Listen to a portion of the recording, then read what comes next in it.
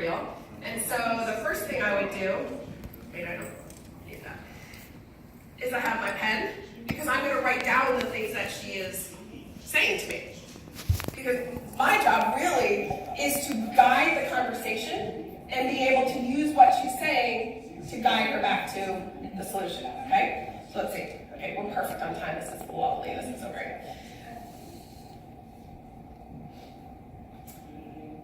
Are you ready?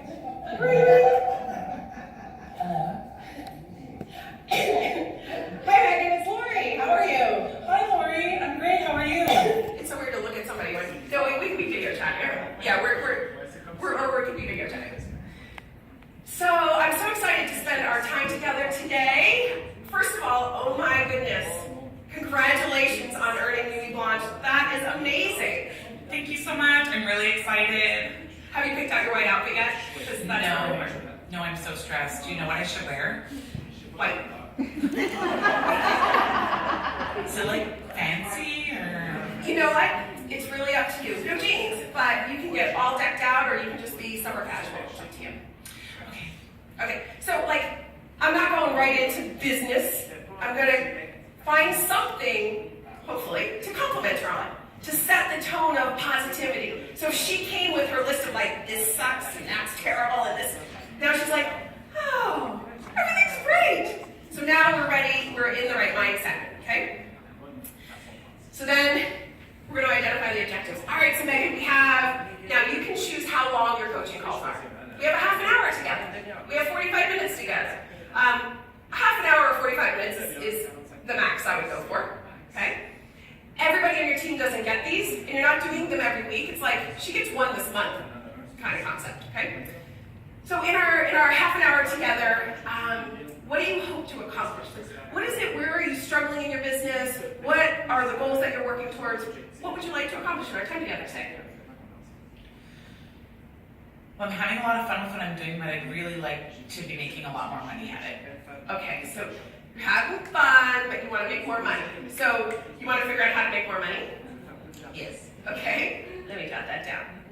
So I'm not going to stop at thinking that's actually the one that is her real thing she wants to accomplish. So I'm going to continue. Is there anything else that you want to accomplish in today's call?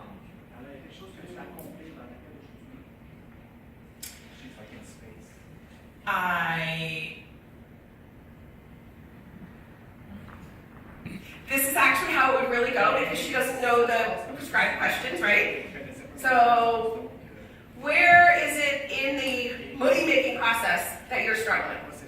Well, I want to have more parties. I know for sure that's kind of obvious, but I also want to know how to get my hostesses more excited about their parties and, be kind of as excited as I am about their parties. All right. And you have that new recruit from Nuit Blanche. How's that going? It's so phenomenal. She's really excited. She's really ready to get going, but I don't know what to do with her now. Okay, so you're having trouble with that new one. Because you don't really know what to do because it's your first recruit. Well, let's take a moment and celebrate your first recruit. You don't want to stop there. Who's the next person on your list that you're thinking about calling and asking them about the business? Carrie Fitzgerald. Okay. That's weird. That was just awkward.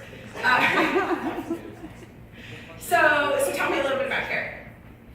So I only just recently met her through a work colleague, but she just has this really great vibe and personality, and I could just see her doing this. People seem to really enjoy easy conversation with her, so awesome. I feel like she'd be good. So what my purpose here is I'm collecting all of her questions, but I'm keeping it conversational, right? So it's not like a robot. So the reason why I'm writing them down is because then I can still chit chat with her, but now I'm going to circle back to my questions. All right. So in our half an hour we have together, the next 22 minutes, you want to learn how to make more money. So you want to learn how to book more parties. You want to get your hostesses excited, so kind of like some host coaching, and figure out how to work with your new team member. Woo! That's a lot for us to cover in the next 22 minutes. So of all of those things, where do you get stuck the most when it comes to booking parties? Because I think that's our best place to start. Would you agree with that? Yes. Yes. Okay. So tell me a little bit about what an ideal month would look like for you in terms of the number of parties you want to hold. Now, before you tell me that, imagine that I have a magic wand, and I'm booking all the parties for you. So you don't have to know how to book the parties, I'm booking them. Really? Yeah. How many parties would you want to hold each week? 2. 2 parties a week. All right. And you're still working full time as a teacher, yeah? Yes. But it's summertime. That's exciting. Love that summer as a teacher. All right. So where do you get stuck when it comes to booking parties? Because I saw your party tracker and you have 2 booked for this month, but you're saying that you want 8. All right. Well, so I'm not going to book the parties for you, but I'm going to help you learn how to book the parties. Okay. Okay. So then my next thing would be, I have a full party calendar. So, okay, so Megan, next week I have 2 parties, one on Tuesday and one on Thursday. Do you want to ride along with me to come to one of those? I would love to come see how you do your parties. Tuesday and Thursday, though. I don't know if that works for me. Let me just check. Kids have this, the other kid has that, the other kid has that. I don't know if I can make it work. All right. So, as you picture success in your business, right? You have those 8 parties a month. And let's pretend I had done the math because I can't do math in front of people. But you're selling 8. Woo! You're selling $5,000 to $6,000 a month. So, wow, you'd be earning. Again, I can't do this math in front of people. $1,500 a month from your personal commissions. Oh my gosh. Tell me a little bit about how it would feel when you get to that level of success and you're earning $1,500 a month. What's that going to feel like? What's that going to do for you in your life? Oh my God, that would be so amazing. That would help me cover so many of the things I'm doing a month. And I just feel like at that level, my close circle would, also embrace this success I'm having or recognize the success I'm having as an acceptable level of success to continue doing what I'm doing. And how will that make you feel? Validated. All right, validated. I like that word. And what would you earmark that $1,500 for? What in your life would that help? All the multiple activities for the kids and my pretty sizable vehicle, therefore pretty sizable vehicle payment. All right. So our goal together here is to help you get those parties on your calendar so you can feel validated, so that you can cover those things that are so important to you as a mom. All right. Well, we're going to do this together. So let's go back to my parties next week. So it seems really important for you to learn how to book these parties. The best way to learn is by coming along and seeing it in action. So which day's going to work for you? Well, I could probably ask my mother-in-law to take Thursday so I could come on Thursday. All right. So I'm going to put it down. We'll meet at the Tim Hortons, and you can jump in my car. Is that good? Yes. We have. All right. Awesome. All right. But now let's talk about what you can do between now and then to help yourself get some money. So tell me the things that you're already doing. What have you done to try to get some more money? I made some calls. I see you guys, all the time saying make some calls, and so I did make some calls. I approached a few people, but nobody was interested. I didn't get any bookings. Okay. She made some calls. How many people do you think she really called? 2. 2, yeah. Okay, so tell me. so let's talk a little bit about the people that you've called and what those calls have looked like. So in the last week, how many people have you reached out to get bookings? Oh, the last week. 5. 5. Awesome. All right. How many were home? I answered the phone. So let's talk about these 5 people. Did you connect with each of them? Actually 3 weren't available. They didn't pick up. Yeah. And I connected with 2.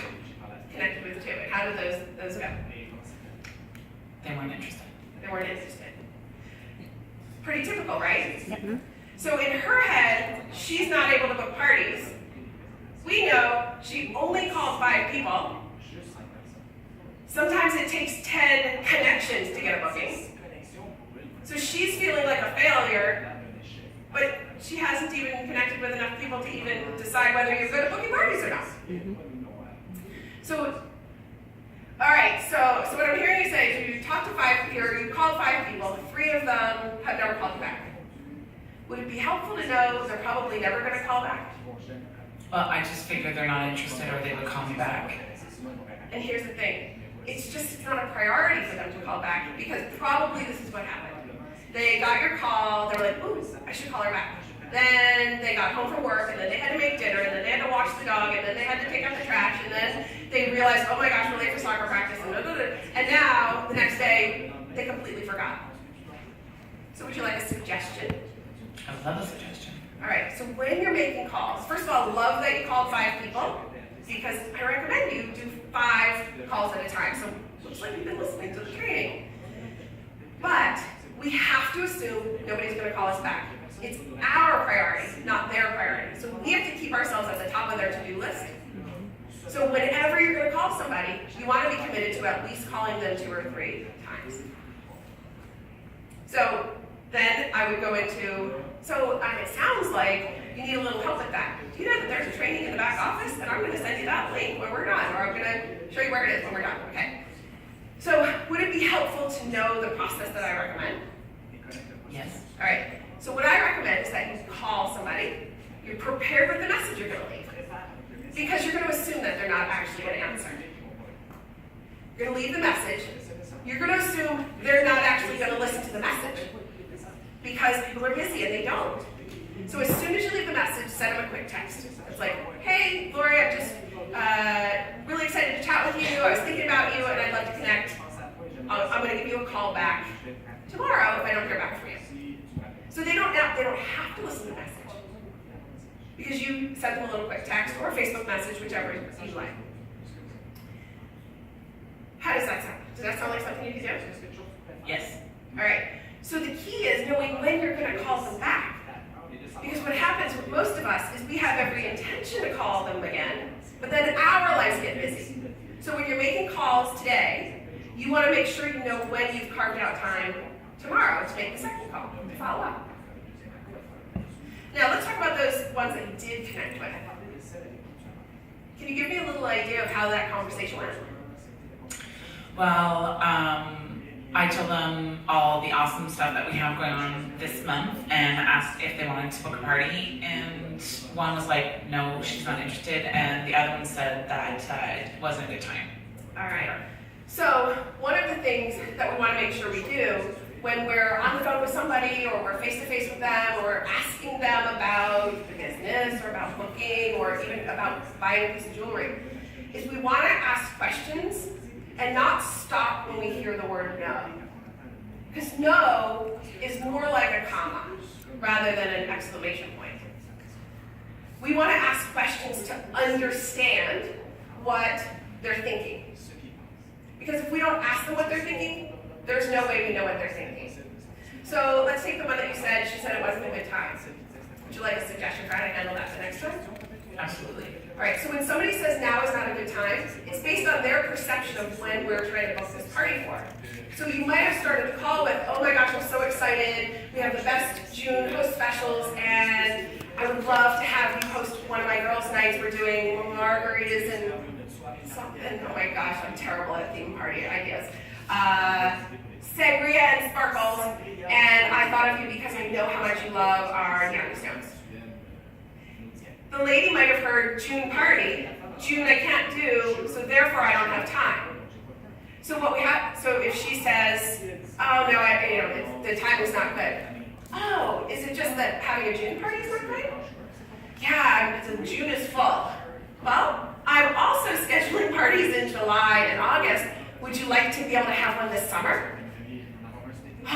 No, summer's not good. All right, well, we do know the fall season is the best time to have a party, so why don't we pencil in a Friday night for you in September, and then I'll follow up as we get closer in the summer. So if the person that you're chatting with, the timing's not good, we want to give them more options.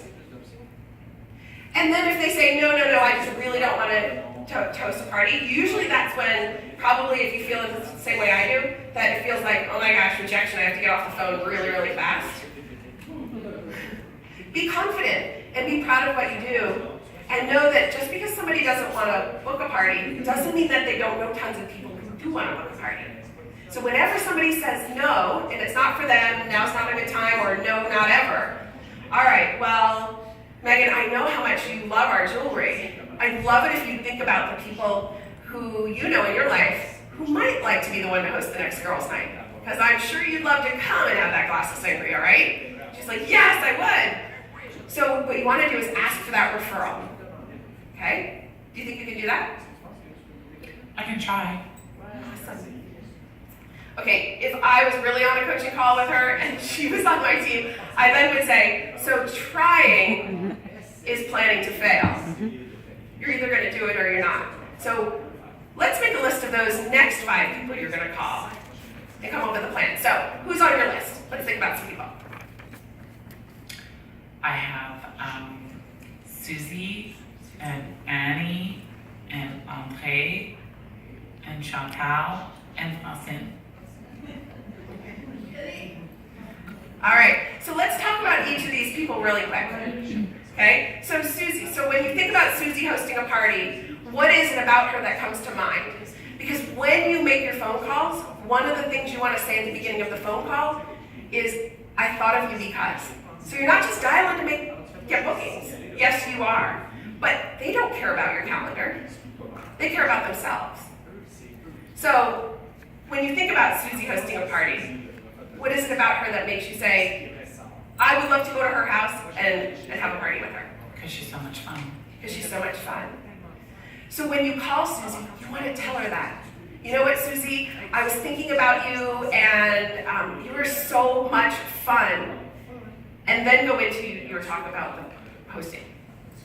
Because that's going to make her say, oh my gosh, you thought about me. Not you're dialing for dollars, but you really thought about me. All right, so Susie's really fun. What about Anne? She's striking. She's striking, so she's beautiful. Absolutely. Okay, that one might be a little creepy that you call her and say, I was thinking about you because you're beautiful. It's the way that she tried on all the jewelry at the show. Like, she's just so beautiful. She was like a live model at the show at her sister's party. All right, so how could you say that to her? I thought of you because... Because she really enjoyed styling the product, trying it on, having fun with all the girls and showing them kind of how to wear it and play with it. All right, and was there a particular product or products on her wish list that maybe she wasn't able to get that you can tie it to that? The Kristen necklace. Okay, all right. So, and I didn't write everybody else's name down, but Chantal, I think, was one of the names. I can't read my handwriting. But. All right, so tell me a little bit about her. Chantal is a extremely kind and generous person. I've known her for a really long time. Yeah. And so she just loves helping people, and I feel like I put her on the list because I feel like if I call her and ask her, she would be open to having a party for me this summer. So earlier in our conversation, you were talking about how having those parties on your calendar, filling your calendar with parties, how it's going to make you feel in your business. It sounds like sharing that with Chantal and saying, when I'm thinking about ramping up my business, accelerating my success, you came to mind because, first of all, I know how much you love helping people, but I also know what a giving spirit you are. And what I'm trying to do is meet lots of people who don't know about Takara. And I thought of you because I know that you can fill a room with amazing people. Okay. Again, it's not scripted, but before they're making the calls, we want them to consciously think about what is it about that person. And it's not a natural conversation to compliment people at the start of a call, but when we do it sincerely, their results will be amazing. And even if the person at the end of it says, no, I don't want to host a party, it was a great conversation. And do you see how I'm making her tell me, who are you calling? Tell me about these people. Because her pretend list that she's never going to write when we get off the phone is never going to write itself. But now she's going to leave this call with a list of 5 people. So we're modeling the what to do. All right, So are you ready to make those calls like this afternoon? When do you Oh, I see can't yourself do it making? this afternoon. I have to go pick up my kids. Okay, so when do you see yourself calling these 5 people? In the next 48 hours. I can tonight after like bedtime, like Okay. kids' bedtime. All right. So you're gonna make the calls tonight, follow up with a text. Are you gonna be able to make a second call to them tomorrow? In case you get their voicemail? Like, is it okay if I do it again tomorrow night? Like always at that same time? So it's when it's the only time that it's quiet in my house. Yes. Okay. Okay, don't people always say, well, when's the best time to call somebody? The best time is when you're picking up the phone and calling them. Just do it. We can worry about finding a better time once they're making lots of phone calls. And so it's fine. So I'm not going to go into that now with her, unless in her next call she's like, I called 87 people and I always call them at 8 o'clock at night and they're never available. Okay, so have you thought about carving out some time in the middle of the day, maybe on your lunch hour? Okay, she's a teacher, she doesn't have a lunch hour, so that was really unrealistic, but you understand what I'm saying. All right, so you're gonna make your calls. What I love is send me a quick text tonight after you make those calls. I wanna hear how it goes. And when you get that first booking, I wanna celebrate with you. You do? have to tell me. You do? I do. All right, so we opened the call, set the tone, we identified her objectives. Her list was really long, so we carved it down to like, let's accomplish one thing today. Power of one. I tried to gain understanding of where she's coming from, what she's thinking, what she's feeling, tied into what is important to her and how it's going to make her feel. So you notice we asked that question about products, and about party, and about the business opportunity. Very often we think, especially as leaders, we think like with our brains, well, of course we think with our brains, we think more like about facts and details. And to motivate people, we have to always remember to tap into their feelings.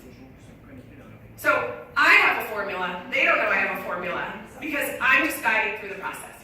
And then we identified some of her choices, what she can do, and then literally walked her through. So it's sort of like spontaneous training, but nothing I haven't said a million times before. I just dialed up some of the choices, and then hopefully inspired action. She knows when she's going to do what she said she would do. And I asked her to message me when she's done it. Now, I'm going to put in my calendar 2 days from now to remember to pay attention. Did she do it? And then I would send her a message if she doesn't message me, like, so, Tuesday night we're going to make those calls, how'd they go? But I want to put as much on her, like that she's responsible for her success. I'm just the guide. And then we're going to wrap up the call. I'm going to confirm, all right, so Thursday night we're meeting at the Tim Hortons at 6 o'clock. I cannot wait to bring you to my party. And by then, boy, your calendar's going to be looking way more full. So excited. That's awesome. I can't wait. I'm going to be there. And then I'm going to wrap up the call and say goodbye, and we're on our way.